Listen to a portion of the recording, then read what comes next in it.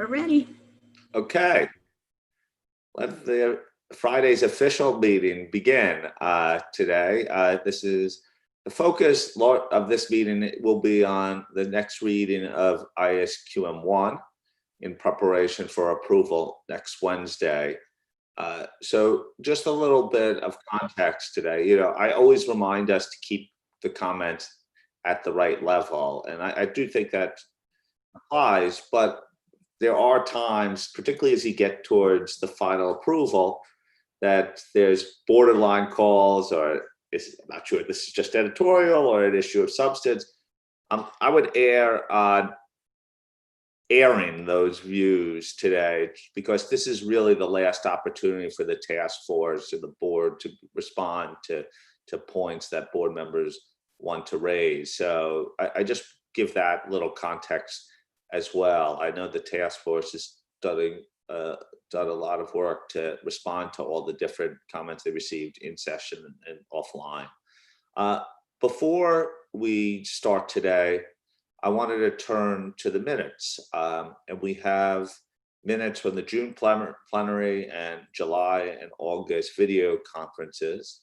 I would point out that there have been slight changes to them as a response to comments received. That's why we put them up in clean and track changes form. And so unless people object, I would like to try to approve all three as a batch right now. Do I have a motion to approve the 3 sets of minutes? See Fiona moves. Eddie seconds. I see Julie second. Okay, let's do it this way. Anyone object to their approval? Raise your hand. I see no objections. Therefore, I assume that they're being approved unanimously. So the minutes are all approved.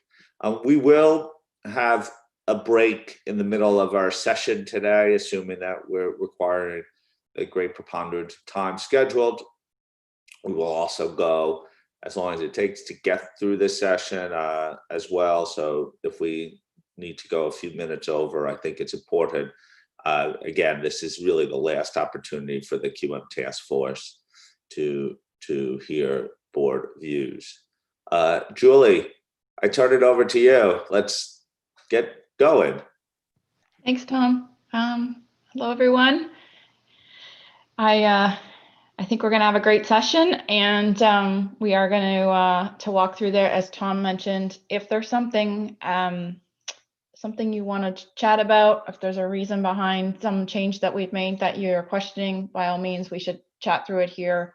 I did promise Denise a relatively light task force meeting tomorrow, but if we have to have a heavier one, we will, to address your concerns or comments. And I do appreciate those that have sent in comments along the way. I realize we didn't give a big gap of time, but I do appreciate the comments we've gotten to date, and I think we're in a good place. So with that, the plan for this session was to focus on that turnaround document that we sent out yesterday. So the one that's marked as extract. It is not every paragraph in the standard, as you know, but we thought we would walk through that by section. I will highlight in each section, largely focusing on any changes we made to the requirements. And there are a few application material paragraphs where, on consultation or based on our discussion the other day at the board, we had quite a lengthy discussion about those. So I'm going to highlight those application material paragraphs as well as we go. My plan is not to read you through each change and explain it, but if we need that level of detail, or you have a question and you want to raise it, we can do that as well. But that's my plan for now, and we'll get started. So the first section that the task force had made some edits to was the introduction, authority, and objective.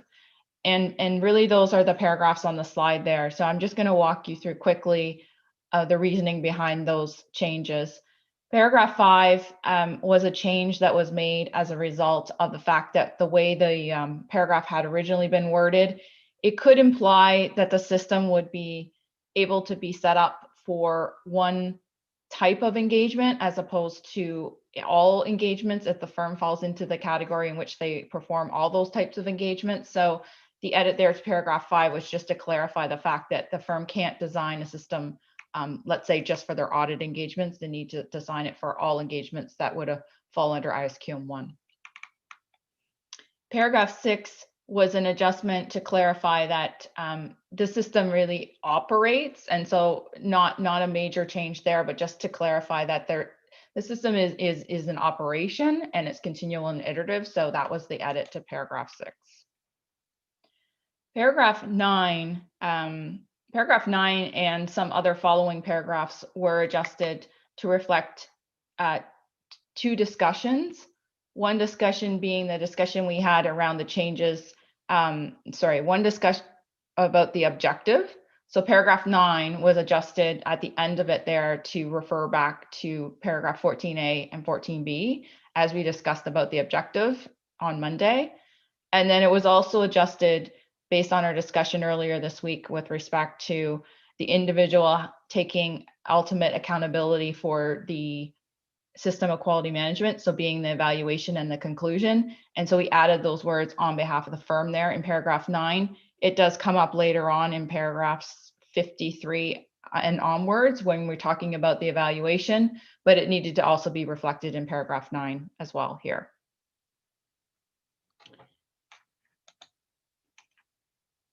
Paragraph 11 was adjusted based on a comment that we needed to be clear that the network complies with network requirements, not just that they may be required to comply. So that was the adjustment there.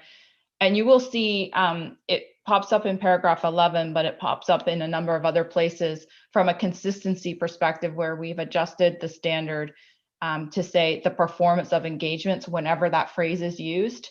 I think we had some inconsistency in the use of that term or using performing engagements. And so we've reflected throughout the standard that consistent term, the performance of engagement. So while there may be a lot of places that pops up sort of from a track change perspective, it is just to drive consistency through the use of that term.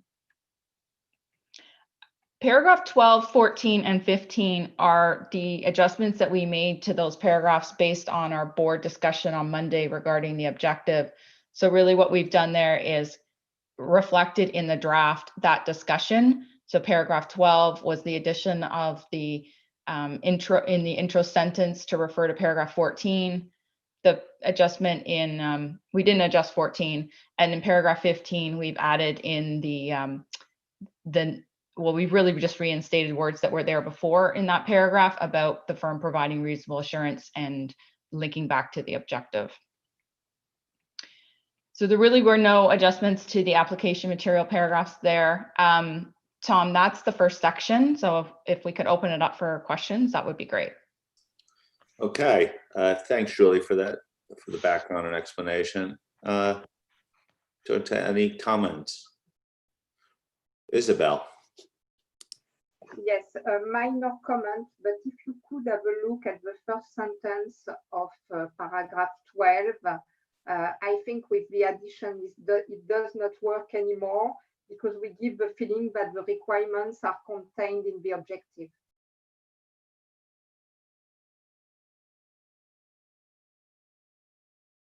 Julie, did he get that? I know the audio wasn't great there. I think so. Just Isabel, just so I understand, you're saying that with the edit we've made there, we've said now that the paragraph 14 contains the requirements as well.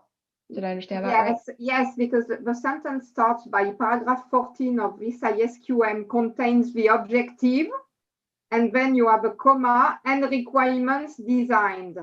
So I took it as that the requirements are in paragraph 14, which they are not. So it's just a small wording change, and it's not a major point, but just I thought it was not clear. Okay, got it.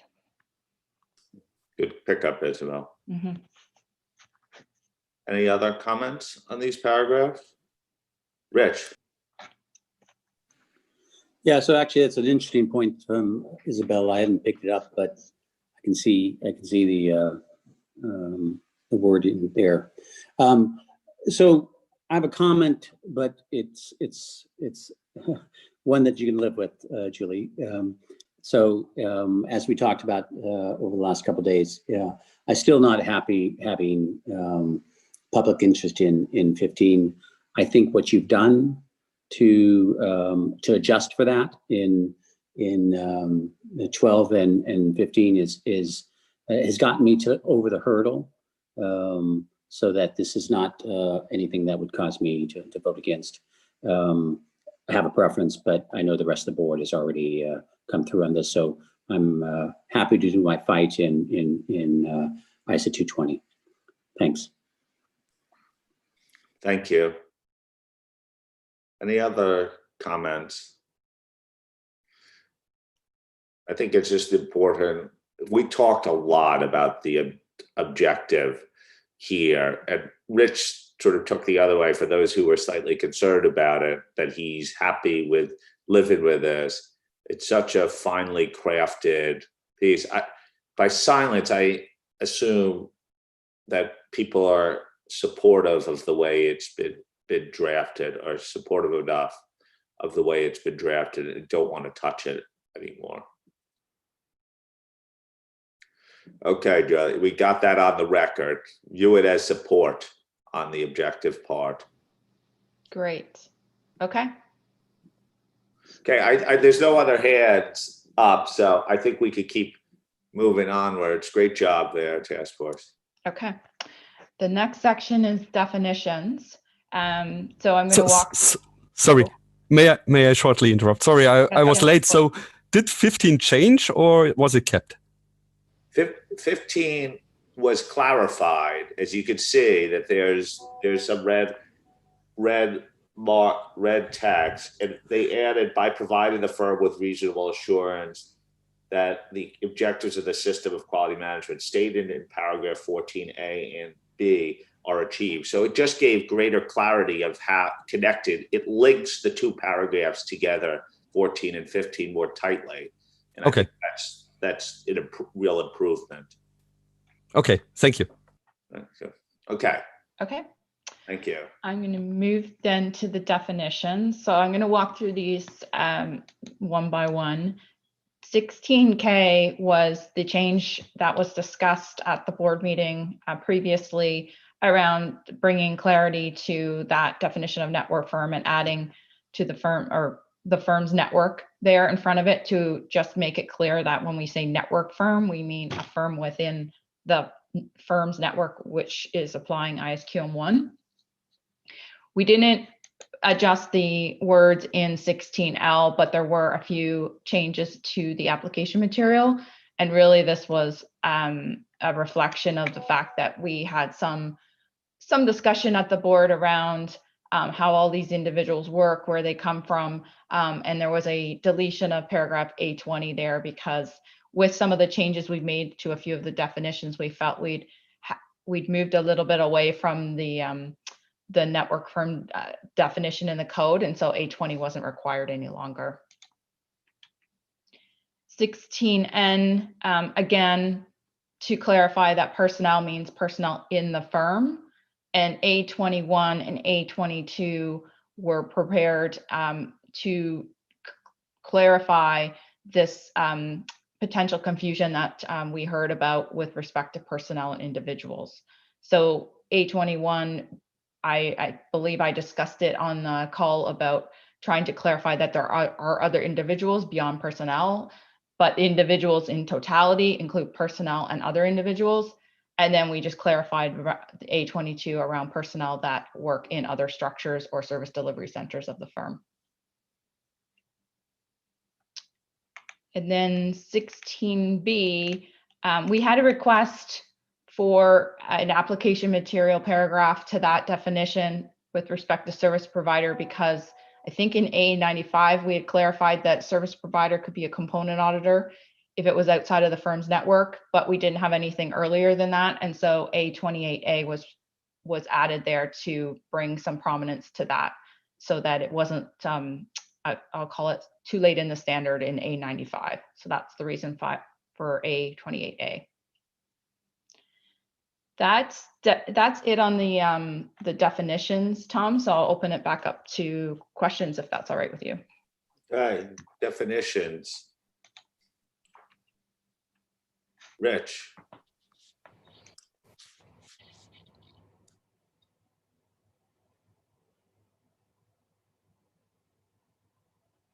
You're on mute, Rich. Sorry.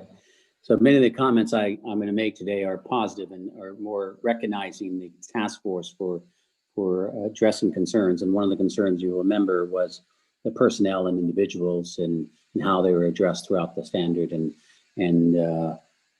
we went through this and then also had a chat with Julie and task force that we're happy with the changes that were made and they addressed our concern. So I'm happy for this section.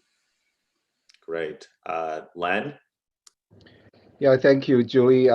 My comments regarding the network firm definition, as I said a few days ago, I was very supportive and there's really nothing wrong with the definition as you proposed.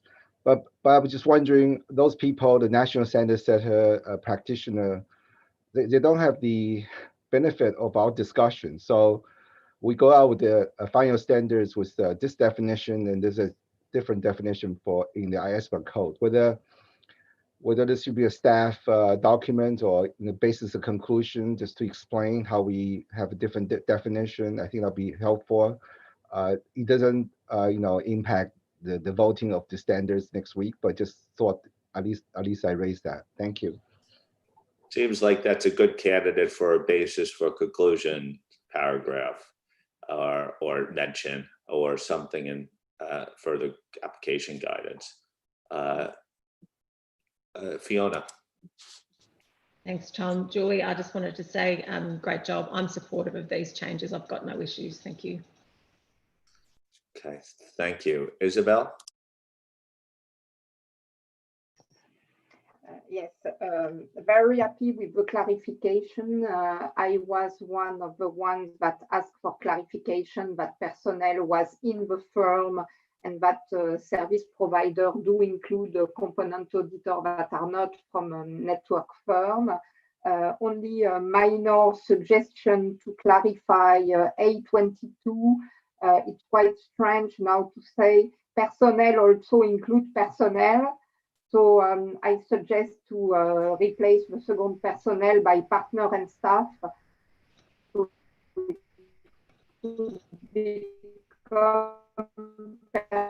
We're losing you, Isabel. So we can hear you. Partners and staff in other structures of the firm, and I think it will be easier to read. Hear me? Can you hear me? No, was, the last half of that was garbled. I was suggesting to in A22 to replace the second personnel by partner and staff. So it would become personnel also includes partner and staff in other structures, instead of personnel also include personnel, which is quite a circular. Thank you. Isabel, you keep this up, you're going to be our key drafter for every standard. You make that, from an English standpoint, that's much improved, unless people think it has an unintended consequence. Bob? Yeah, thanks, Tom and Julie, and all the work on the turnaround. I was going to ask this question or raise the comment in conjunction with A95, but Julie, because you mentioned A28A, in the context of A95, first of all, A28A is fine with me. I think it's very consistent with A95, but I had raised a comment about some inconsistency between 220, paragraph A17, and paragraph A95, and I don't think anything has been done to address that inconsistency. So I just wanted to confirm, I think Natalie indicated yesterday that the 220 task force was looking at this. So I just, that inconsistency is being dealt with. Thanks. I just got pinged, Bob, that the 220 task force is addressing that point. Very good. Thank you. Okay. Imran, welcome. Thank you very much. Good afternoon, everybody. And to those in the Far East, happy weekend already, I guess. I'd like to acknowledge the work that Julie and the task force have done, reflecting the extent of changes in this turnaround draft. Congratulations on the effort you've made. As I've been one who had talked to the original A21 on Monday, I'm appreciative of the changes that have been made here, and this is responsive in the main to the issues I raised. So I'd like to acknowledge that. Thank you. Thank you. Kai Morton. Thank you.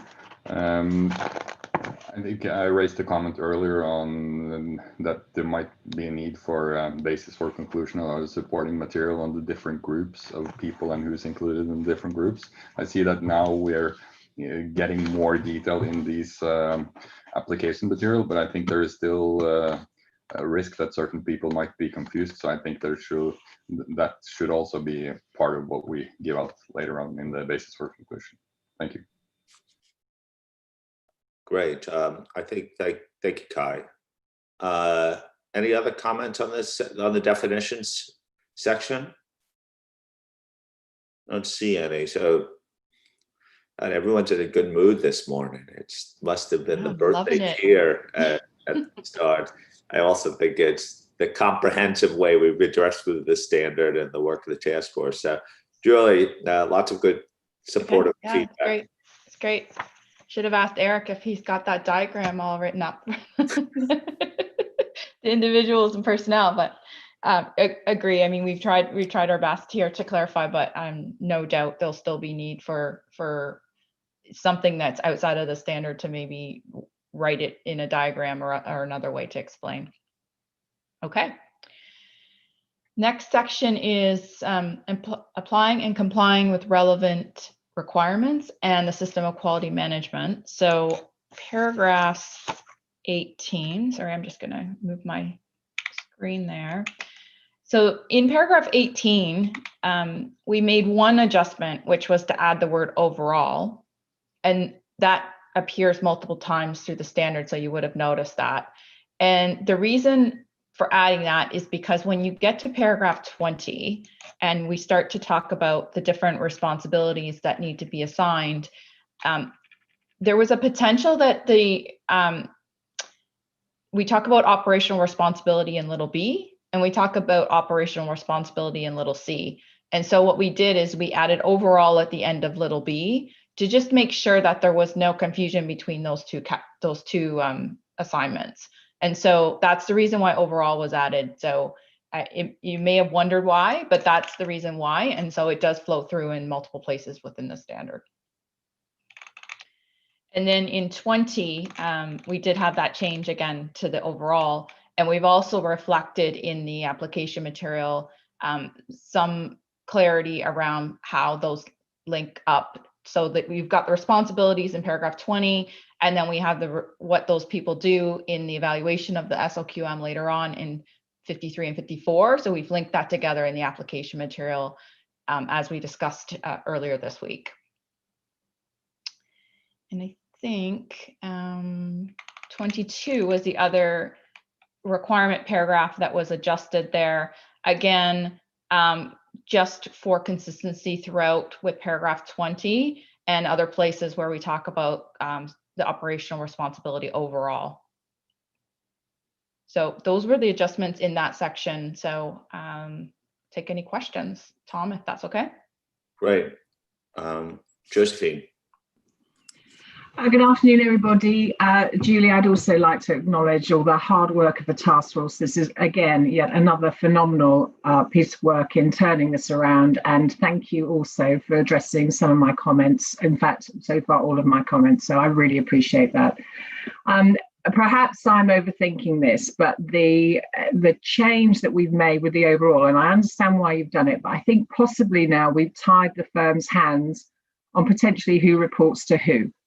So if you just look at it maybe through logically outside looking in, essentially by saying B, operational responsibility overall, Then C, the people in C, if they're separate people, I'm thinking big firms now, I'll get scalability point in a minute, they then have to essentially report to those in B.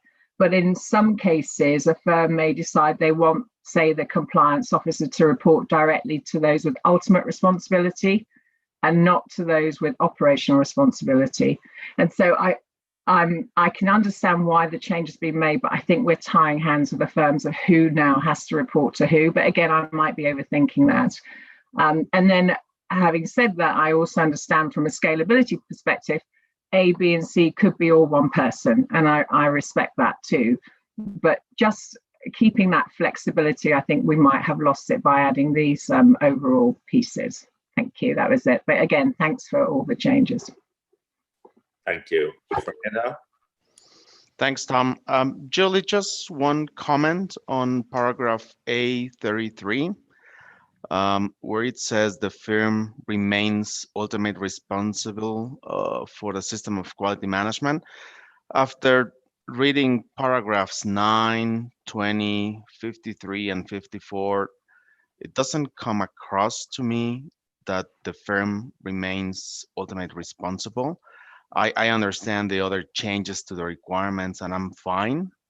It's just that I think in practice it's going to be difficult, especially outside this group, to understand that clearly. It's this piece about the firm is only mentioned here, and I think it's not repeated or stressed somewhere else in the standard. Maybe the word on behalf of, which has been added, it's the key really to get to that conclusion, but I still think it's not going to be evident for many outside in terms of implementation. I may be the only one with this confusion or not clearly message, and maybe it's just a matter of implementation guidance or some basis for conclusion to clarify that. That's the only comment. Thanks. Thank you. Isabel? Yes, sorry if my question is stupid, but as you know, I'm not native English speaker, and I'm really not understanding what overall word that has been added relates to. Does it relate to the responsibility, or does it relate to the system of quality management? And if it relates to the system of quality management, why is it not the overall system of quality management? But sorry if you answered.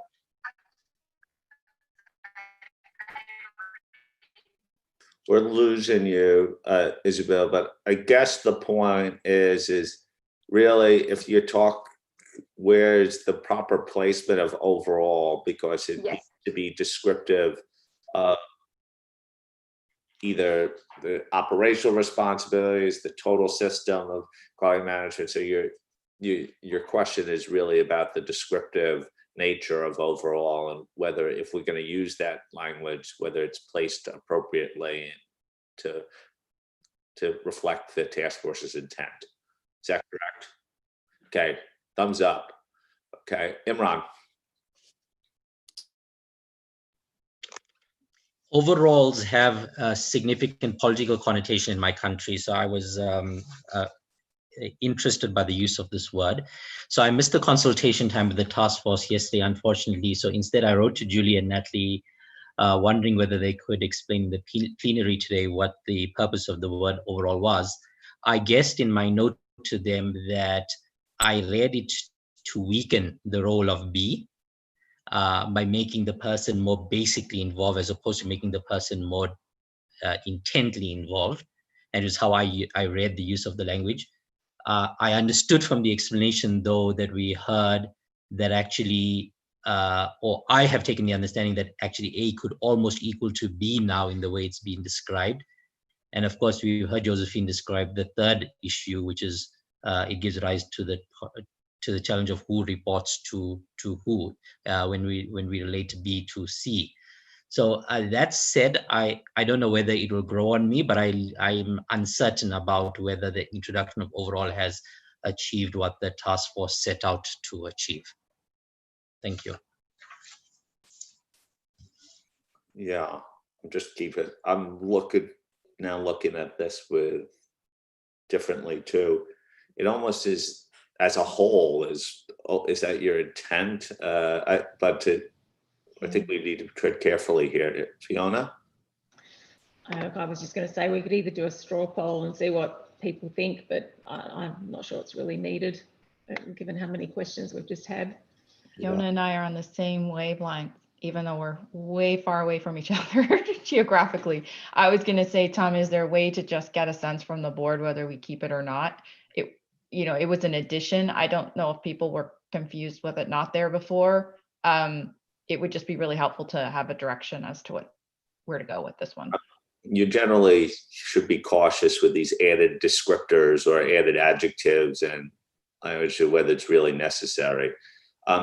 Who would be fine removing the overalls throughout? Raise your hands right now if you're supportive of the deletion.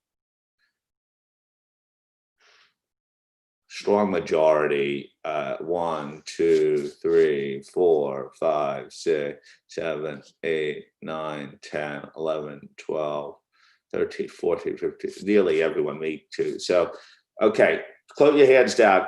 Yeah. The only thing I'll have to do here is, because this is the final read, hands down, does anyone view this as a fatal flaw if we remove the overalls? Okay, also note, Josephine, is your hand up to say it's a fatal flaw if we reduce? No, sorry, I forgot to take it down. I'm very happy with You removing. almost gave me a heart attack there, Josephine. You very much are committed to the word overall then. Okay, great. So you got good guidance there. Thank you, everyone. Okay. I think the other point in there, Tom, and it's Fernando's point around A33, there might be a wording or two change there. I don't know if the word ultimately in that sentence, Fernando, is a problem because we use ultimate responsibility for the individual throughout. We don't tend to use ultimate responsibility for the firm. So that's just one word, but there's also some other paragraphs maybe that weren't in the turnaround that might help. So we take your point, but and we'll take another final look at it. But I understand your point you were making there. Okay, Tom, I think that was it on that section. Yeah, I can believe so. Okay, so we'll move on to the firm's risk assessment process. And some changes in this section to highlight, one being that example in A39 on the scalability example. We've taken another crack at that, making sure that what we were trying to get across was that the individual could do this risk assessment without involving others. So I think the word independently was tripping people up potentially. So we've removed that. And we've also adjusted the simple form to single document in A39. Some changes in A42 to reflect comments that we got with respect to various board members' offline comments. And I'm just scrolling here to see A48, Imran, along the way you would raise the comment about using formal scores or ratings for risks. So we've added that as we discussed at the board meeting the other day. And then in 27, this is probably the most significant adjustment that we made as a result of the board discussion. It was clarifying any confusion we might have raised with respect to modifying quality objectives. So you'll remember a long time ago, we had that board discussion about the fact that the quality objectives in ISQM 1 cannot be modified. They need to be established by the firm. But if there are additional quality objectives the firm establishes, they could modify those. They can add, modify, or remove them depending on the circumstances. So no change to the essence of what we were saying or the thought there, but maybe in 27A, it wasn't coming across as clearly. So we've adjusted the words in 27A. I think that's all I had on the FRAP to highlight, Tom. Thank you, Julie. Any comments on the FRAP? Lynn? Julie, I just wanted to say thank you for what you've done with 27. I think it's much clearer and now reflects the discussions we'd had. So thank you. Now, Len. Yeah, apology to go after Lynn because I'm making exactly the same point. I really appreciate the 27A edits. It's really helped. It's very helpful. Thank you very much. Bob. Thanks, Tom. Julie, just one minor point, I think, on paragraph A39. I agree with the addition, but I question the use of the words more condensed. I don't think we talk about documentation being condensed, and I'm not sure what that means. I think we can do without that, less complex, and then the example of just in a single document, I think gets the point across. So just not to introduce some new descriptor for documentation. Thank you. Thanks, Bob. Imran.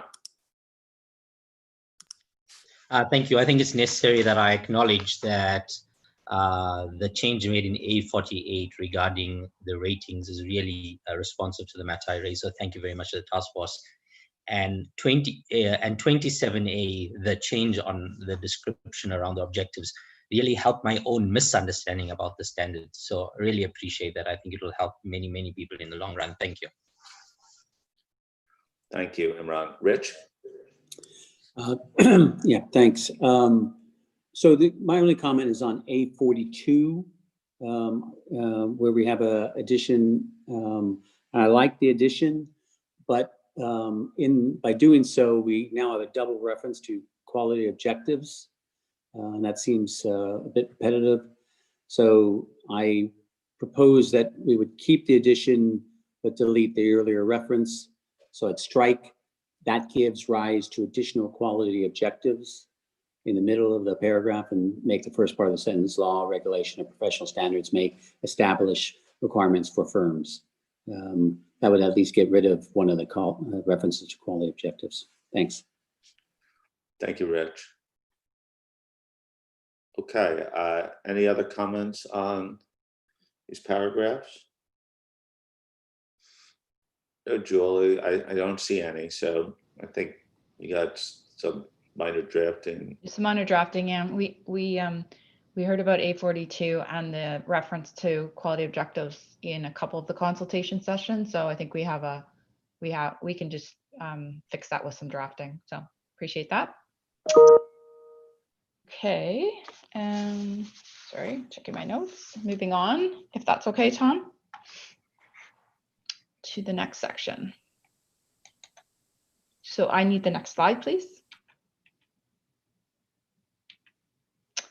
Governance and leadership and engagement performance. So in governance and leadership and engagement performance, in 28, we adjusted based on an offline comment that we needed to reinstate the words in 28A exist throughout the firm. So we've added that back in there. 28. In 31, little b, we've reinstated words that had previously been in little b to reflect the fact that we use the word appropriate, and using the word appropriate in that sentence needed some context. And so those words that were added and show as a track change are not new words. You would have seen those on a previous draft. We had struck them out as a task force to try to simplify that objective, but I think in doing so, we'd caused an issue with the use of the word appropriate. And so we've just put them back in and reinstated them. I think those were mostly those were the changes on the requirements. There were some changes on the application material. I hadn't planned to go through those in detail, but happy to take comments, Tom, if there are any on those application material paragraphs as well. Oh, maybe just to highlight A83 and A85. There were some questions, I believe they came up in plenary, around the reference to other engagements when it comes to document retention timelines. and the fact that we may have created an inconsistency in those application materials to ISRE 2400, because ISRE 2400 is not written in the same way as the audit and other assurance engagements. And so we've just reflected there the change in words so that we weren't inadvertently scoping in ISRE 2400 and 2410 there. So that's why A83 and A85 had a change. I think that was all I wanted to highlight on that section, Tom. Thank you. Okay, on governance and leadership. Len. Yeah, Julie, thank you for your explanation on A83 and A85. I think that helps with your explanation. The other one is just a minor one, A60. I don't think we need that word overall anymore. So probably based on the discussion in paragraph 20 and 22. Look, Tom, and I should have mentioned that. We'll scrub that through everywhere that we added it in. We'll need to take it back out. We'll remove all the overalls if. Okay, any other comments? I don't see any, Julie. Awesome. Great. Okay. Moving on then. Resources and specified responses.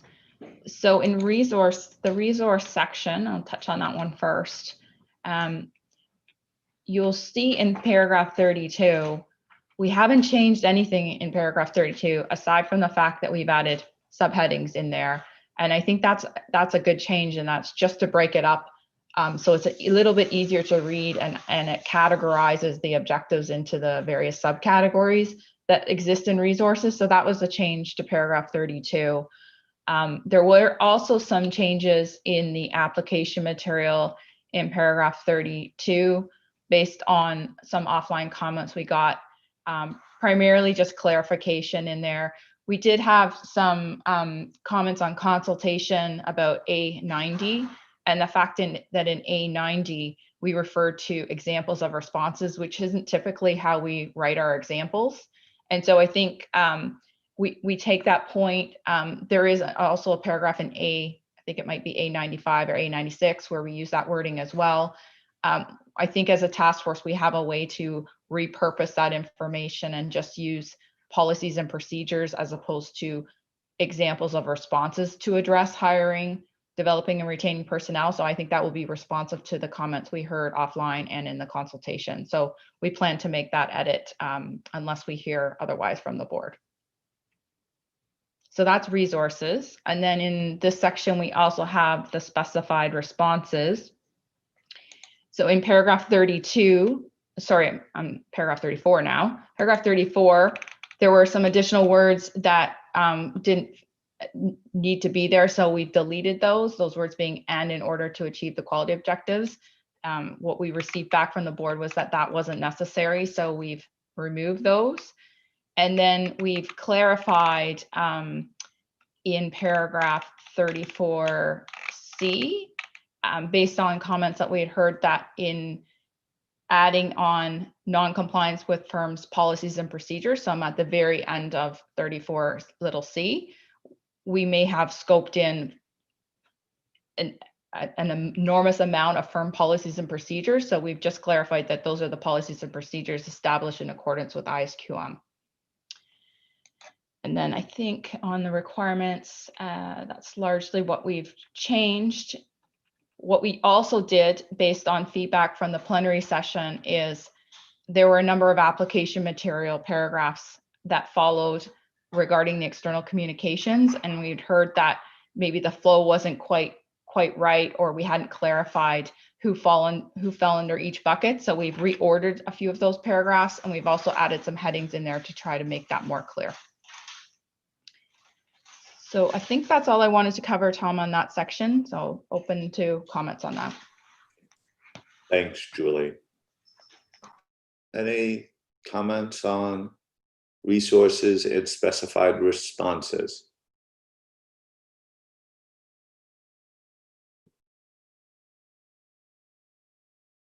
Give it a couple more seconds. Roger. Yeah, Julie, A127, we've gone to the situation where the communication with those charged with governance may be a discussion rather than written. The basis of that potential clarification, could you just run it past us? Tom, would you like me to respond Yes, to that? please do Okay. that. So the change that we made to A127, Roger, was because of some feedback we got at the CAG meeting around the fact that this communication may very well be done face-to-face in a, let's say, an audit committee meeting or otherwise. And so we just wanted to add that in to reflect that feedback that we received, that there could be there could very well be written communication, but it could happen in a face-to-face sort of oral capacity as well. Thank you. Roger, any reaction to that? Does that make sense? It does. I was expecting to see a written communication there, and I couldn't remember the discussion at the board for changing it away for public for listed entity audits for those with a listed entity audit as to how those charged with governance are undertaken. So, thank you, Rich. Thanks.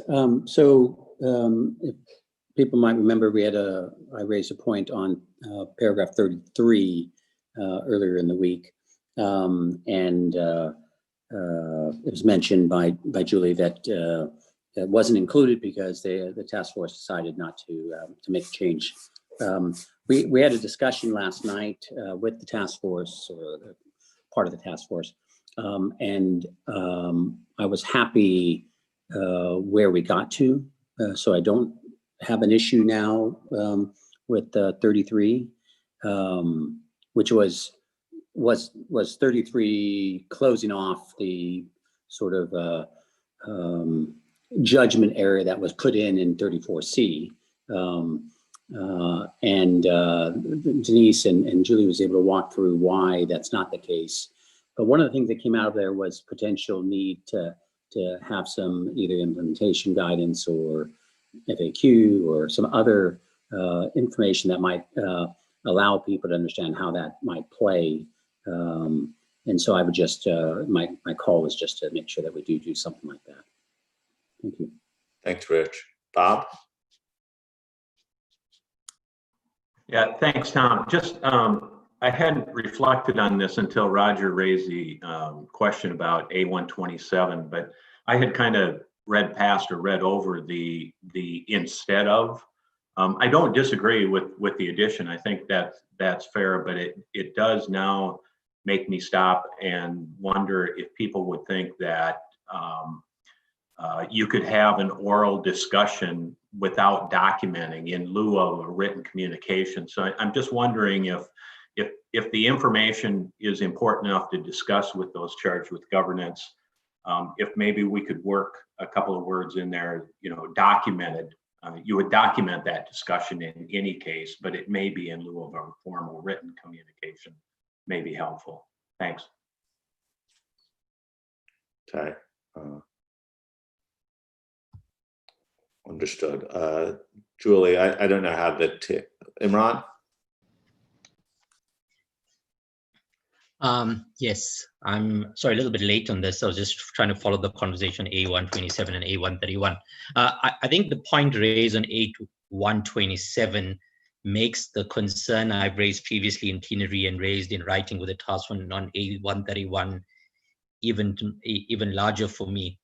I'm made the point that I'm concerned that the range of items put together in A131 may give the impression that they are all broadly equivalent with each other, that you could do an interview and that could be in lieu of a transparency report. And I thought that there were just incongruous examples sitting together, recognizing how significant an issue this communication issue is in the public interest. So I'm, for the moment, disappointed about the lack of responsiveness to the variety of suggestions I had in this area. And one of them, which seemed to me the simplest one, was to split the box in A131 into two boxes. the first two bullets describing form and the next two boxes describing the audience, who it could be going to, how it could be targeted. And maybe then that just provides a little bit of balance about the kinds of communication. So if the task force still has some appetite to look at it, I would genuinely appreciate that. Thank you. Ron, I guess I'm slightly confused by your comment, because the whom is prescribed, it's those charged with governance. That is the requirement. And in fact, any of the other forms that go beyond just a direct written or verbal communication with those charged with governance goes beyond the requirement. It provides additional transparency. So I get your point that you would prefer to heighten the idea of a publication, which you think would be a more powerful way, and maybe you list that first to emphasize that. But I don't know. As I look at it, the issue to me is that the communication to whom is already prescribed by the requirement. It's those charged with governance, unless laws and regulation tell you have to do something broader. Vili, did you wanted to come in here? Thank you, Tom, and we did receive Imran's comments yesterday evening, just before we had the task force meeting. So Imran, maybe at this stage, what I can say to you is the task force did look at this specifically again. I think we have a solution to address your concern, but obviously we still need to take it to the task force. But just to recognize that we have discussed it, and I think we've got a way forward. Huh. It seems a little bit, I guess I turned it back. Willie, just to clarify, I don't think the task force or what we discussed was really separating the boxes out or creating some distinction between the bullets. What we thought about was a potential reordering of the bullets and some clarity within the bullets, but keeping A31 largely as it is. To support, Tom, what you just said around the whom is already prescribed, and we're just giving examples as to how someone might go about doing it. Transparency report being one of those. Other options are also available. So maybe, Willie, I hope I didn't contradict what you said, but that's, I believe, what we were working towards, Imran. That's fine. I think the feeling was that if we split it into two boxes, that will probably be more confusing than helping. But we did talk about the reordering of the bullet points, and maybe also some rewording in terms of the bullet point related to web page videos and interviews. But that will move to the bottom of the list, and we will come back with some wording around that. Imran? Just to say that all sounds very positive. Thank you. Okay, yeah, that's sort of what I would suggest, is that the ordering may be obscuring some of the emphasis. Yeah, that sounds helpful. Thank you. Okay, I think we have a way forward there, and I'm glad you raised it, Imran. I didn't want this issue to be nagging you as we go into next week. Okay, Julie? Okay, then we'll move on. And Rich noted around our discussion around 33, for those of you following along in this turnaround, you will notice 33 wasn't there. 33 wasn't included because we hadn't proposed a change on it, but as Rich noted, we did have some discussion with him on his comment in the plenary, in the consultation session. Okay, monitoring and remediation. Moving along, monitoring and remediation. So paragraphs, starting in 37. In 37, we had also added in little f, the same change we'd made earlier around the firm's policies and procedures being those established in accordance with ISQM. That was the change there. And then later on in the requirement for 46, you will see we added overall, we will remove that as a result of the discussion this morning with respect to that point. We also did make some edits, as you would have seen in the application material.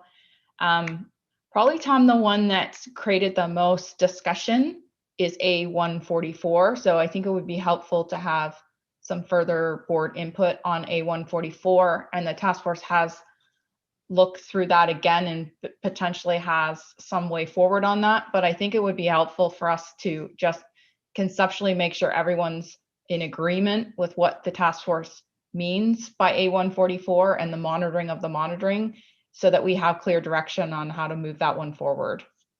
So that is one I would appreciate if we could have a discussion on. As well, in this section, you have A153.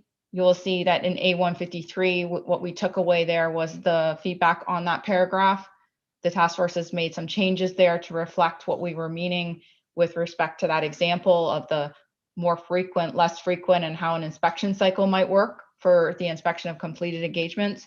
So again, Tom, on that one, I think it would be helpful to have just a final discussion on that if we could, around if there's anything else that we need to reflect on that paragraph.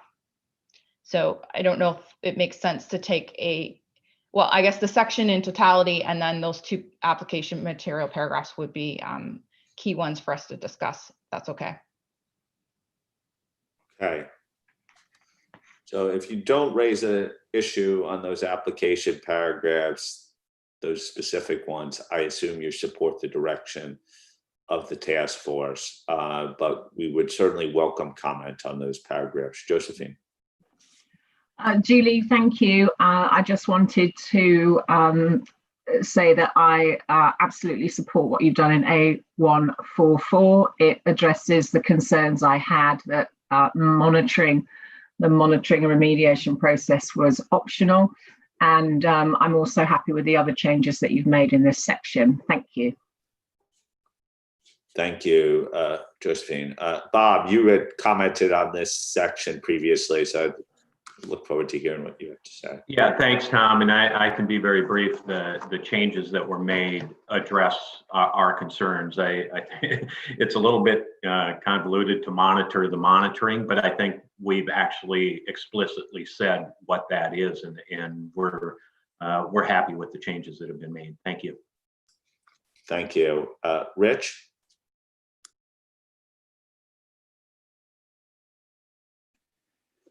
Yeah, Tom, can you hear me? Yes. Okay. Yeah. Sorry. I've comments on both A144 and 153, and we did talk about this with the team last night. And I said we would raise it. So we also had in that conversation, though. I believe we are in the same place with where the task force is trying to get to, not a pure one-for-one monitoring on all cases, but our concern is the language that's used in A144. Just the language, the design, the firm monitors. Monitor does not, in our mind, come across as application material. It's in language that you might think is a hidden requirement. But second, we think the language doesn't quite focus on the process that you would go through. If you look at A143, which isn't in the document that was circulated, but the way that's set up on the FRAP is a much more succinct way of dealing with this. We come up with a suggestion. I believe we shared this with Julie, but if not, we will share it. So that we would go to the design of the firm's monitoring and remediation process may affect the nature, time, and extent of monitoring activities performed by the firm to evaluate whether the firm's monitoring activities are appropriately designed, implemented, operating to achieve the intended purpose described in paragraph 35. So again, I think we're still trying to get to the same way, which is trying to make it in a way that is, in our mind, clear as to what's that scope we're trying to get to, and how you would determine that activities that you would do. I guess we're going to do both. So I'll also go on to 153 unless you want me to stop. Okay. So then on A153, again, surprisingly, this was an area that I was having problems with on the example and the years, but the changes that were made at the top part of this section, which talks about the 3 and 5 years, I really did like what the task force did. So I'm happy. I understand what's been said, and the tweaks were helpful to me. But later on, in the area where we start talking about another reference to 3 years, we started to wonder. The tweak that helped us above was that the firm sets out in its policies what the appropriate period is. And so then later bringing up the 3 years seems to be reintegrating that 3 years is the number. And so we think again that a reference back to the cycle that was established is the way to go. So our language, engagements performed by the engagement partner may have been subject to other monitoring activities in a period of inspection cycle established by the firm. So not directly 3 years. And then lastly, and this is maybe something that Imran would come in on because it was in that area about the deferral. We had a discussion with the team last night. For a year within the inspection cycle, we started to have a debate as what exactly that meant. And we could see the concern that Imran had, that you could sort of say, well, that's fine, but then you start a new cycle and the deferral gets much more than the 1 year. We said we'd come up with some other words. And so the words we came up with was for a year beyond the standard period of an inspection cycle. So again, these language, if they haven't been conveyed in writing, will be conveyed to Julie. Thanks. Thanks, Rich. I'll actually, Julie, I saw you raise your hand partially during Rich's. Maybe I just see your hands, Eric and Lynn, but I'll ask Julie to respond here because that may impact other people's willingness to come. Yeah, that would be great, Tom. So maybe I'll go back to A144. So I think based on all of our consultations and discussions, we're all in agreement with what we're trying to say at A144, which is that there is a requirement to include the design of the monitoring and remediation process in your monitoring activities, and you need to consider that, and it's not optional. So to address Josephine, your point, we don't want to imply that it's optional. But what we do recognize is that there are different components to monitoring and remediation, and what you do to monitor that could be quite different based on what the component is. So, sorry, I shouldn't use the word component, but which part of it depends on what you would do. So I would think your root cause analysis would be an important key part of monitoring remediation. You'd want to understand the design. Is that giving you the information you need? You also have, are all the other activities. So you'd have to go through your activities and figure out which ones you need to monitor and how you do that. So I don't think fundamentally anybody is in disagreement with that. What we might have done in A144 is complicate what we were trying to say. So what the task force talked about last night was could we align 144 more towards what we have in A143. So A143 is monitoring the design of the firm's risk assessment process. And you'll see that in 37C, we have the design of the firm's risk assessment process and the design of the monitoring and remediation process there as one requirement. So we talked about whether that might be a simpler way to describe what we were trying to get across in A144. We would keep the example because we think the examples are really helpful to give ideas as to how you might do that. But could we align the wording more towards what's in A143? So actually in this slide, because A143 wasn't in your turnaround document, so appreciate that you wouldn't have gone back and looked at that in preparation for this meeting, but we thought maybe it might be helpful, Tom, just to have a discussion as to whether that might alleviate some of the concerns with the wording that we've put into A144. So if we could just move to the next slide, and I'll come back later to this slide, but if we could move to the next slide.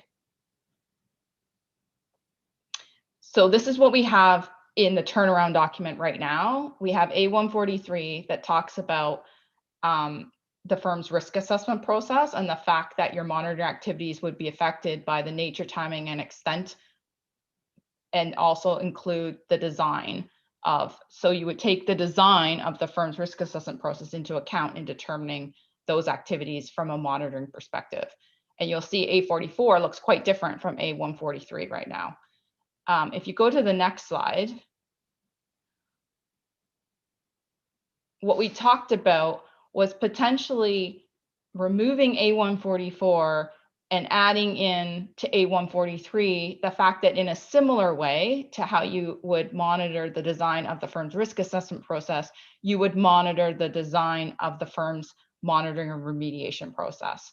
So that was an option that we talked about last night, Tom, with a number of the task force members, thinking that this might help simplify and clarify what we mean in the requirement of 37C.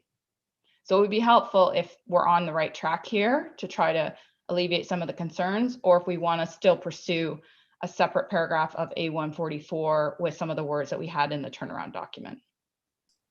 Okay, I'm not going to cut Eric, Lynn, and Bob off, but unless you're commenting specifically on this issue, I'd ask you to lower your hands and I'll come back to you. If you want to comment on the proposed alternative, please keep your hand up, or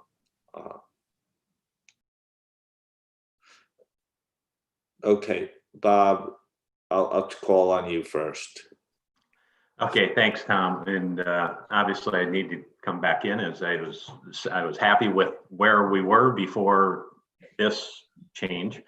You know, my reaction is I think it's important to highlight or shine a light on the necessity to monitor the monitoring. I'm a little bit concerned that just adding a sentence like similarly to a paragraph that starts off by talking about the risk assessment process obscures or makes less evident the fact that monitoring and remediation is as important. I do, as a matter of fact, in my comments on Monday, I also had alluded to paragraph A143 and wondered if it would be simpler in that construct. And I think the A144, as we have in our turnaround document, that first sentence perhaps could be changed to be structured more like A143, how the firm's monitoring and remediation process is designed, you know, may affect the monitoring procedures required. I think that's fine, but I wouldn't want to lose the fact that you take into consideration the nature, timing, and extent of other monitoring procedures in making that decision. So I guess my reaction to this proposal is I think it really dilutes the focus on monitoring and remediation process.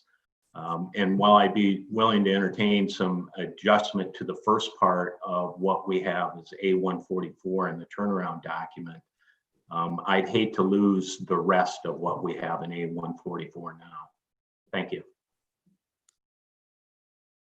Bob, I guess the only question I have for you is lose the rest of what we have in 144. You mean the proposed second and third sentences, or one possibility is to sort of go down the approach of A143 as proposed, but split the sentences into separate paragraphs, and that would lose sort of the dilution elements. I'm just trying to set this up so people understand the range of options and focus on your concern was having it as within the other paragraph, does it bury it?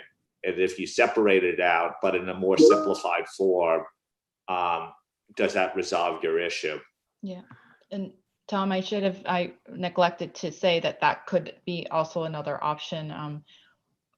I take the point. If we've diluted it, we didn't mean to do that. But what we were really aiming for here is, should we have such a vast difference between A143 and A144 when really 37C, is intended to be the design of those processes and how you monitor them. So we were trying to get a little bit closer aligned with those paragraphs.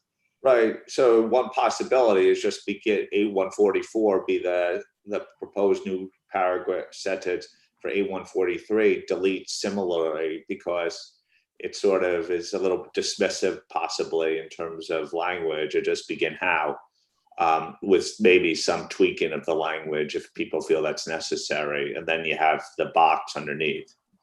Is that sort of the third way here? Okay.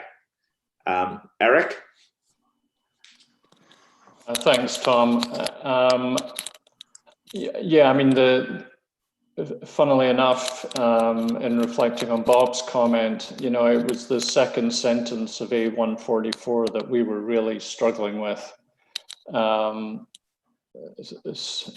So I like the direction that we're heading with this. I think perhaps putting the material suggested into a separate paragraph would work. And I also wonder whether the last sentence in A144, that they may also be affected by the nature and circumstances of the firm, should be retained as well, because I think we've lost that now. So I agree with the simplification that's being suggested. It's perhaps some tweaks. Thanks. Excuse me. Thank you, Eric. Okay, so you're supportive fundamentally of the third way proposed, and I saw Rich nodding his head. So you were next, Rich. So yes, and so mine's the same thing. I'm in favor of your suggestion of the third approach, moving it down, taking out similarly. I think it does address the concerns we had, and I think is clear. Okay, Josephine? So the first sentence of A144 I found helpful because it explains to users why we're monitoring the monitoring and remediation process. And that's why I found that quite helpful. And so I feel that it's a shame to lose that. However, I can see that the compromise might be the third approach. So let's go with that, see what it looks like. And as long as we don't imply at any point that it's optional, which Julie obviously understands completely, then I'll generally be happy. Thank you. Thank you, Josephine. Bob? Yeah, thanks, Tom, and sorry to come back in, but I need to be clear on what the third option is. I understand taking in the turnaround document, what we have now for A144, the first sentence would be replaced by a construct like we have in 143, or the alternative on the slide, but removing similarly. I guess, and I'm good with that.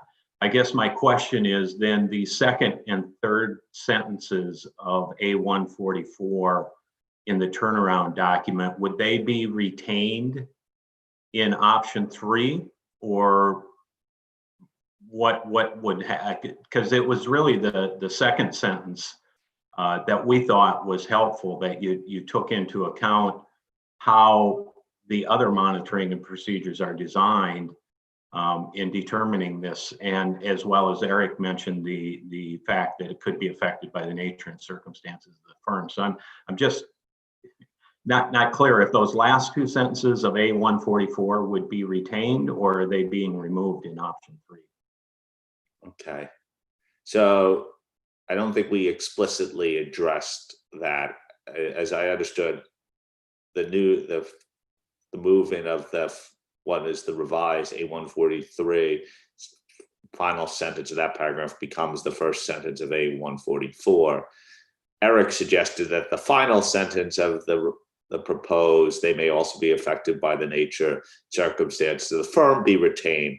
The second sentence, one person said that Rich pointed out that it should not be retained.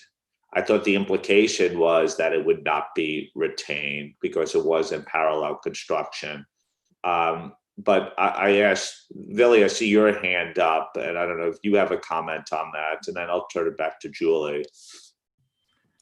Yes, Tom, I just wanted to come back to Josephine's comment. And Josephine, thank you for your note on the 144 in the first sentence, and the fact that you appreciate the fact that we need to make a compromise here. The problem we had with the first sentence as it is formulated now is it is present tense.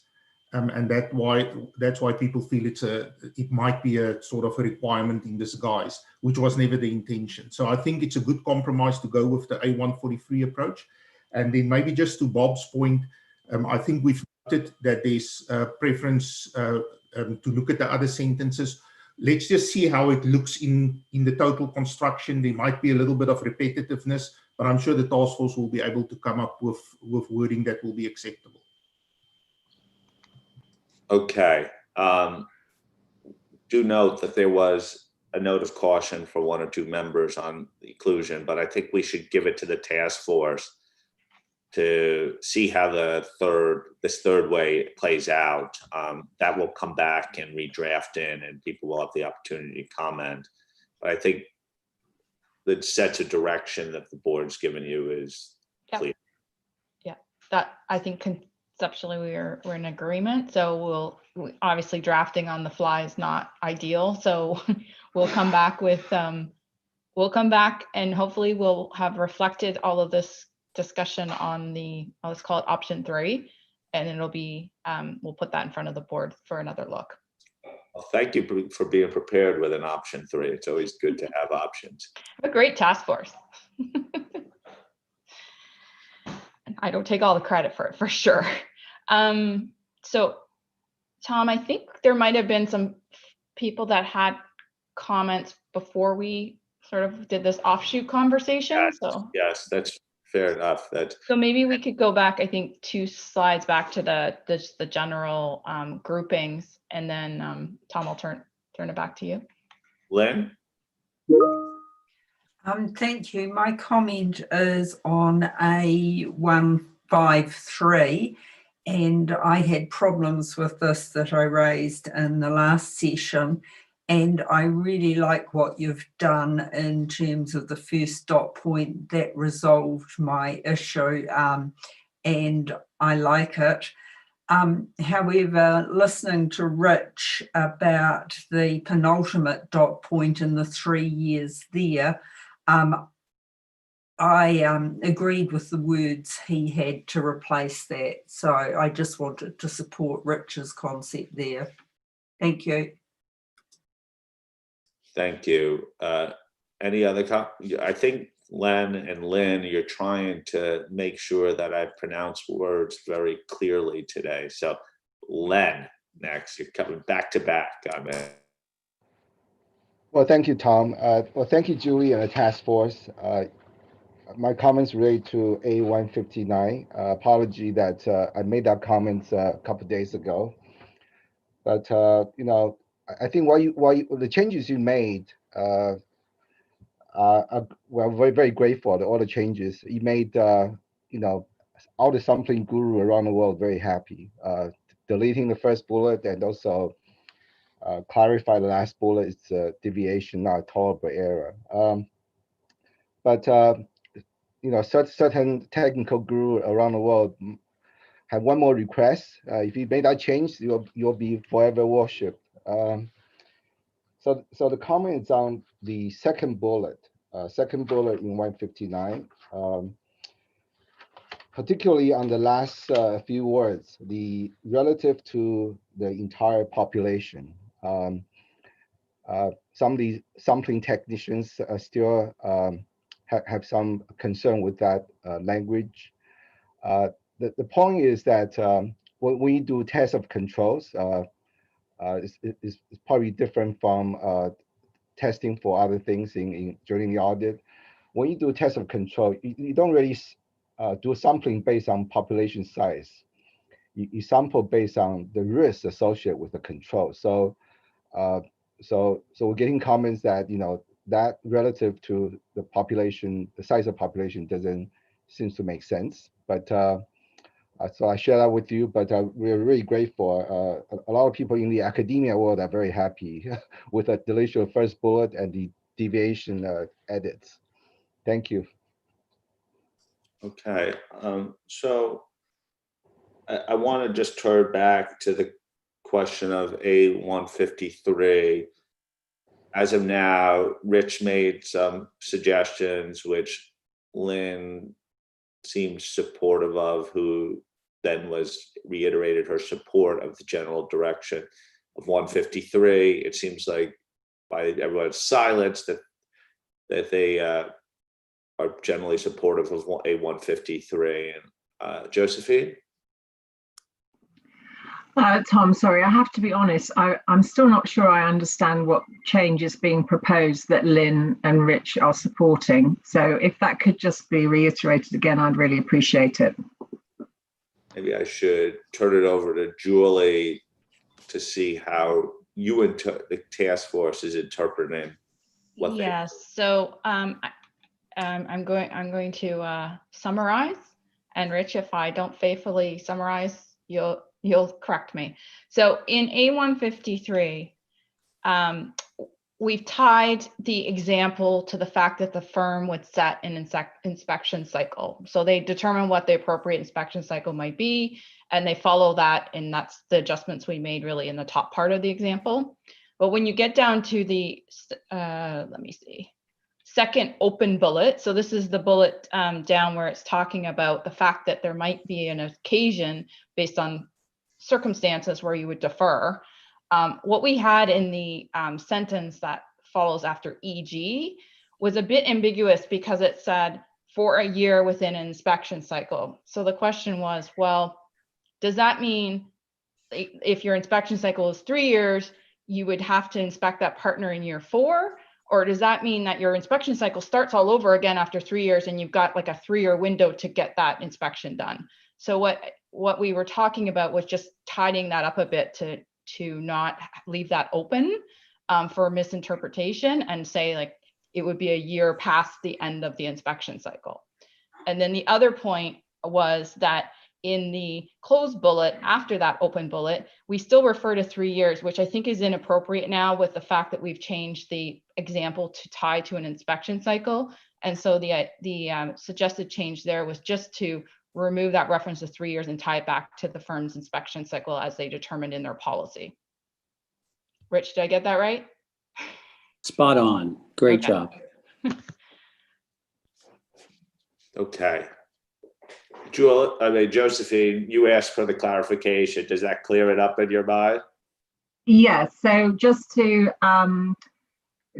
double check though, you're talking about the 3 years in the bullet that's going to change, as opposed to the setting forth the standard period where we talk about Yes.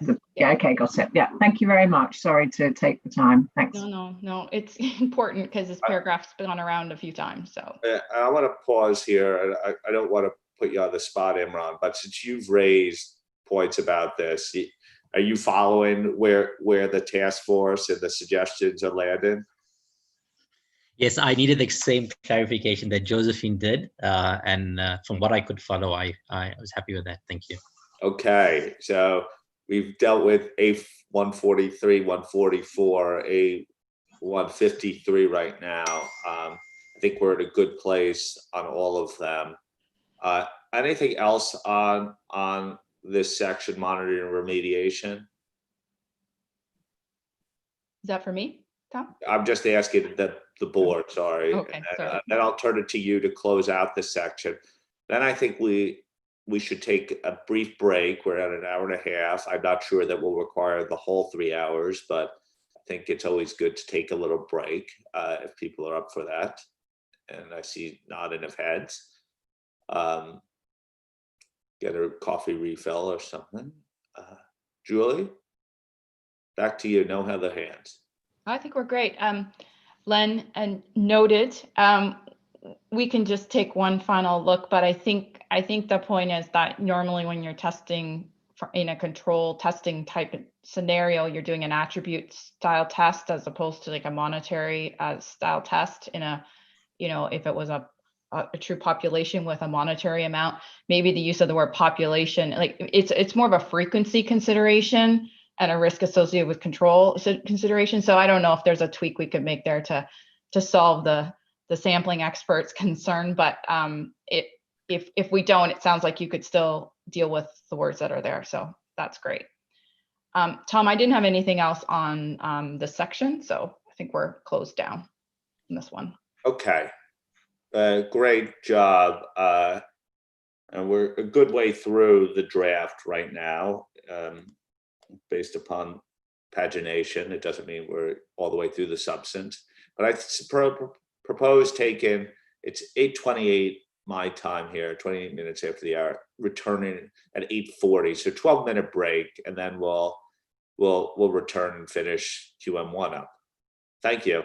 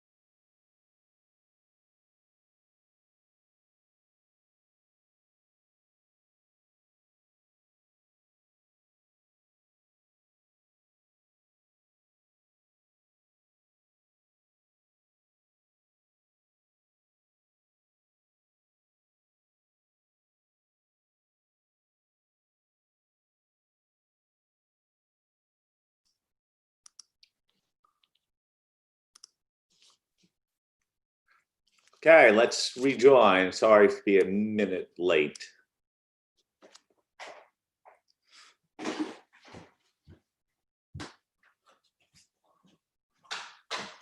And maybe Tom, if Karen or whomever's running the slides, we can move forward to the next slide that looks like this one that starts with network. Okay, let's network. The home stretch, Julie. Yay. Okay. An impact in network requirements. And are we okay to start, Tom? Network requirements and network services, we really didn't make much in the way of changes there in the turnaround. So I don't have anything really specific to highlight. So maybe we'll just open it up to see if there's any comments on that section. Okay, network. A184, A185.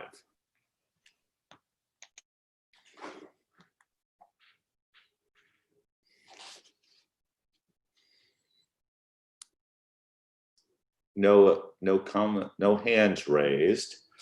Now, maybe what was in everyone's coffee? Well, we started back with an easier one. Yeah. Warm everybody up. Yeah. Okay, I see no comments that, if you don't raise a comment, my assumption is,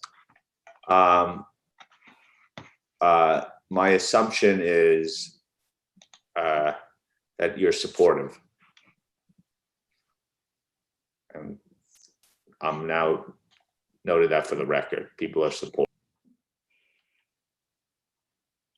Okay. Are we okay to move on?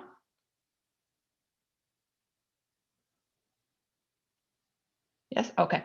So the next section is evaluating the system of quality management. So we're talking requirements paragraphs 53 through to 56 and the changes that we reflected in the application material. So really in summary, what's changed in these paragraphs is to reflect on our discussion earlier in plenary, which was to be clear that while the individual assigned ultimate responsibility is doing the evaluation and conclusion on the system, they are doing it on behalf of the firm. So in 53, in 54, and let me just, in 55, we've clarified, and in 56, we really didn't change much there, except that we'll remove the word overall. But those paragraphs were really to reflect that discussion. The task force had gone away and reflected that in the turnaround document. So I know, Tom, we had a fairly lengthy discussion on this point in the plenary the other day. So I'd expect to hear from the board as to whether or not you feel the task force has reflected those discussions appropriately in these paragraphs. Okay. 53 through 56, A186, 200.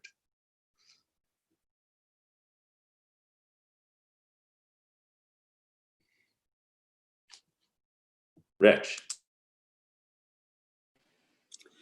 Thanks. So again, a good topic, one that we had a good lengthy discussion last night with Julie and team, and she suggested, and I said I would break out of my shyness and raise this topic. So the on behalf of the firm, fully agree what's been done. The point that I have is on paragraph 53, and it obviously, because the words are the same, relates to paragraph 9. And I think, to me, the question is, I don't see this being realistic that the person who is going to make this evaluation is actually going to do this by themselves. And 186 goes to that point and says may assign to others. And when we're looking at this, we're looking at, for large firms, medium-sized firms, and even to some small firms, you're likely talking that's the chairman, the senior partner, maybe the managing board, who would be this top responsible person. But they're not going to be doing all the evaluation. They're going to have others evaluate, they're going to bring it to them. And based on all that, they're going to think about it, go away, and then as part of 54, conclude. But the language that is here is, and we have to keep in mind, you know, we are the IAASB, and we're writing another standard, ISO 220, that talks about shall take responsibility, or if it's not that, then it's that person doing it. And here we have, you know, evaluate, so that person doing it. But then in 186, we talk about may assign, and in practical terms, that is what's going to happen. So again, I'm not sure why we're not willing in 53, not 54, to say shall take responsibility. I think it's in line with where we're coming on ISO 220. It's in line with how the construct of 53 and 186 work together. I think if we don't do this, you could see a situation where, because 186 can't change what 53 says. And so, 53 says what it is, and you can be inspected on what the words of the requirement. So even if we follow this and the person follows 186 and assigns something, you could be said that you didn't follow the requirement. So I really do believe we need to fix the words and use the terminology shall take responsibility, or somehow deal with this thing. But again, I don't think an AM can just change the requirements. So thanks. So Rich, just for my clarification, in your mind, paragraph 53 needs to be redrafted, say the individuals assign ultimate responsibility and accountability for the system of quality management shall take responsibility for evaluating? Yes. Is that what you're suggesting? Yes. Okay. There could be other ways to solve it. Right. But that's of course, there's multiple in that construct, and this is why we're not drafting, but would say there would be two responsibilities. And again, I'm not saying at all that I'm trying to de-emphasize what the role is, what the person's doing. I'm getting down to the practical terms of how this would actually operate in practice, and how that words would then be viewed. And so that's what I'm trying to get at. And I don't want to say I'm now trying to change everything and trying to get somebody else to be able to do the work and not take the responsibility. At the end of the day, this individual has to take the responsibility for the evaluation, and more importantly, take the actually do the conclusion, which 54 says. Okay, Julie, reaction? Yes, and Rich is right. We had a discussion about this. I fully understand where he's coming from and his point. But I think potentially what's being suggested as a change has a bigger impact, because when we reflected on it again, Rich, after our discussion, there are other paragraphs in ISQM 1 where this needs to tie into, in particular, and I know this wasn't part of your turnaround because we hadn't made an edit there, but in paragraph 46, we talk about the person who has operational responsibility for monitoring or remediation would do their activities and collect and gather and, collate their findings. And then in paragraph A173, which goes along with 46, and I appreciate I'm quoting paragraphs that you didn't have in your turnaround, but I think it's important for this discussion.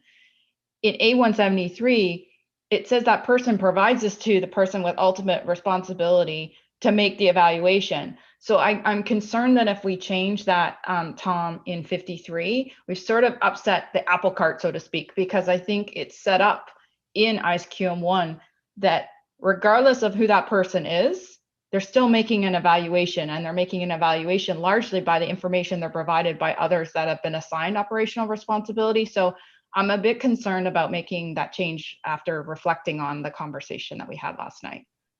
So I would appreciate if there are other board members that have views, because I think it would be a substantial edit to make there. Okay, I just wanted to draw the distinctions that were being raised. Thank you both Rich and Julie for making it clearer. Josephine. Yes, I just wanted to say I absolutely agree with Julie on this. I think it would have serious consequences for the rest of the standard. And in that case, I think I'm completely happy where we landed on this, and also with the on behalf of the firm. Thank you, Julie. Okay. Guess I'd like to hear from people who share Richard's concern, or people who accept Julie's point on behalf of the task force, and think the task force needs to stay generally where it is.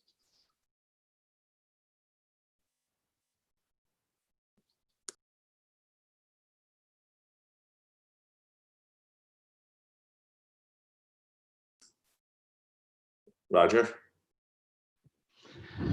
Yeah, look, I do have some sympathy for Richard's view, especially when you look at the wording of ISA 220 and the construction there.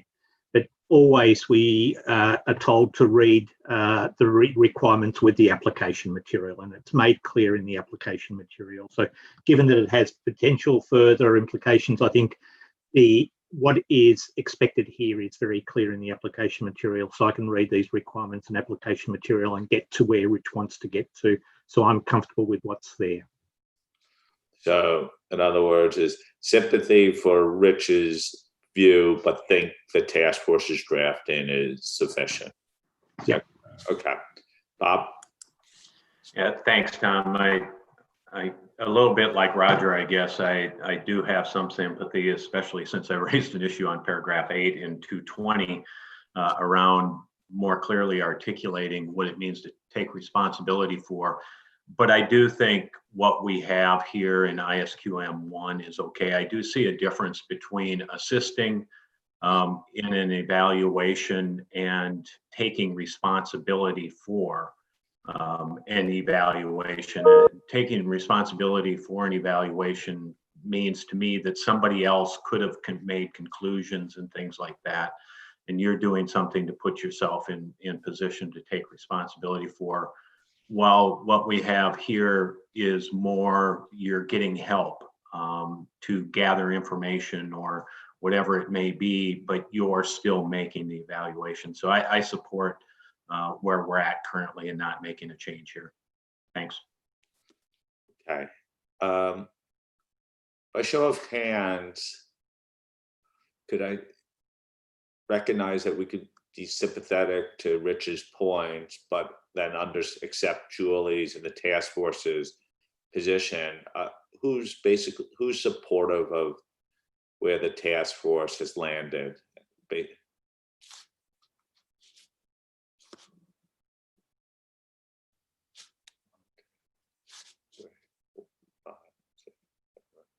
9, 10, 11, 12, 13, 14, 15. I have 16 hands, not including me, up right now. I recognize Rich's point. Viveli, you wanted to come in briefly. Is there some other? It's all right, Tom. I raised my hand just before you did the straw poll, so I think the straw poll is fine. I don't think I need to add anything. I don't know whether this is because people see understanding of Rich's concern. I don't know if this is something that we capture in the basis or something like that as well. Rich, you raised your hand. And that was going to be one of the two things I wanted to say. Is there a way to get I think people are all telling me, yes, I can see that concern, but that's not really, you don't have to read it that way because you read it with the application material. And notwithstanding, application material shouldn't change the requirement. If you read it this way, people are understanding that it won't be that person doing the entire evaluation. It'll be other people. And so to me, how we get that out, that message out, whether it's basic inclusion, whether it's an FAQ, I think it's important because I think that's the intention. The intention is, yeah, we understand that, but the wording, we want to keep it this way because of X and Y. Then I just want to make sure that it's clear what that intention that we're putting out by using this words. Okay, Billy. Thanks, Rich. Billy, you want to come in? Yes, thank you, Tom. Thank you, Rich, for that. We did actually discuss that last night as well. And I think what we realized is that, you know, there's a few links within this whole monitoring and remediation process, which is a little bit difficult if you read a standard in a linear way. So this is certainly a candidate for implementation material where some of those links, where we have the freedom to talk more freely, where we can explain some of those links. So point well taken. Thank you, Tom. Thank you. Okay. I think we've addressed that issue. Any other points on this section? Okay, Julie, back to you. Well done. Well, really, I think we're on the last section, which is documentation, and really didn't make much of a change there. There was a really minor change to the last sub-bullet in 58E, and we will remove overall from 58A. But other than that, I don't have anything to highlight in this section. Okay, well, the last section, documentation. Any comments?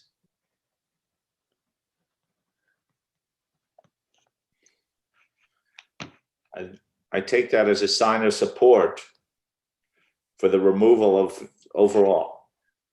Great. Overall support for the removal of overall. Okay. So Tom, that's it for the standard. If you're okay, we'll just move to the next slide to summarize next steps. So I come in briefly before we do that. Mm-hmm. Yes, Tom, just to make sure that we do air all the issues in this session for public record, I wondered if we can maybe just go back to paragraph A48. Okay. So paragraph A48 is an application material paragraph to paragraph 25B that deals with the assessment of risk. Sorry, I'm also just quickly going back in my papers here. Deals with page 14 of the... Yeah, page 14, that's right. So the requirement relates to the identification and assessment of quality risks, and obtaining understanding and taking into account how and the degree to which. And one of the application material to that is A48. So I just wanted to make sure that in our consultation session with Kaihuwe yesterday, the point was brought up that the 3 bullet points in A48 seems to be missing one aspect. And I think on the record in the plenary session, Kaihuwe referred to it as magnitude. And I think when we had a discussion with Kaihuwe and Wolf, we got to a point where it's not magnitude per se, it's about the significance of the consequences, of the conditions, events, circumstances, actions, or inactions on the achievement of the quality objective. We don't have wording yet, but we did say that we will take it to the full task force meeting tomorrow to see if we can craft an additional bullet point there to address that concept. At the moment, it could look that the 3 bullet points only address the distribution and imminence of the risk, but not the consequences of the risk. And like I said, we don't have wording yet, but I just wanted to put on record that we will be looking at that point as well. Okay. I did find some grammatical error too on that final sentence now. We need a semicolon before however and a comma after however. And I think the use of the word them needs to be described. It has to be formal ratings or scores for them, because them now refers to firms. So just touch up on the language there since you drew my attention to the English. Kaihuwe? Thanks, Tom. I only want to thank Willie and the task force that we have had this consultation session yesterday, and that Willie has now told the rest of the board about our discussion yesterday. Thanks, Willie. Thanks. Okay, thank you, Kai. Thank you for putting that on the record, Billy. Okay, any comments on that? Okay, Julie, now back to you. Okay, thanks, Billy. So next steps, we will meet as a task force. I think we have a short list of things that we need to just deliberate a little bit on and bring back in our next draft, which we're expecting to post that Monday by noon Eastern time. We have gotten in some offline editorial comments. We will do our best to reflect on those, but keep in mind if they weren't raised in the board meeting, we'll just have to take those and make sure that we aren't, upsetting anything else that's already been agreed upon as a result of the board meeting. But we have those to reflect on. So yes, we'll post the final draft, which will be the standard in its entirety Monday at noon. We have some consultation sessions and set up for Tuesday if needed.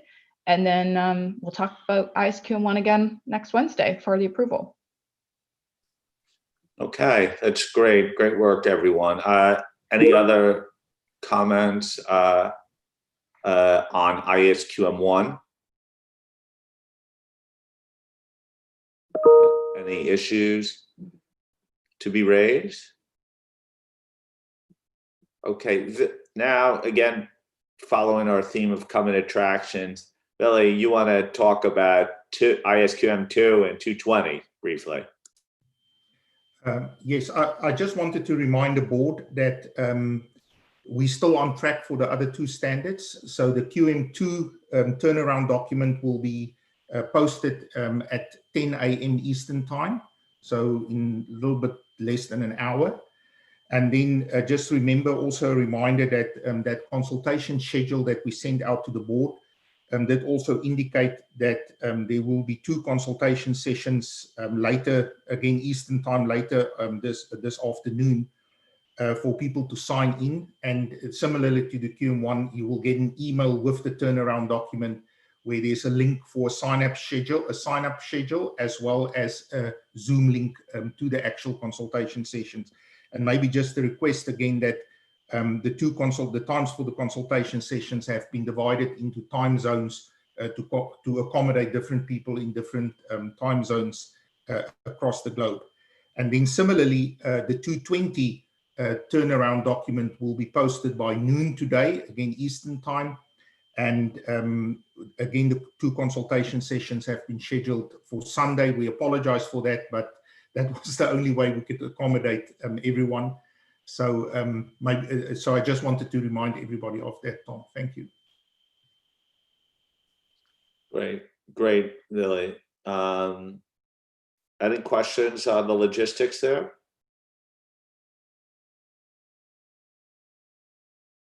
Okay. Oh, great. I think we're in good shape on QM1. I didn't hear any major fatal flaws being raised, and I have those who have had major substantive objections have raised them in public session previously. So thank you for everyone for giving such good comments. Back to the task force. I think we're ready to close a little bit early today, and not that people don't have some work to do on this to go. But Denise, have a great birthday. Enjoy your 21st. It only happens once. To everyone else, and particularly those in the Asia Oceania region, enjoy a nice start to your weekend. And I'll see everyone again on Monday. See you soon.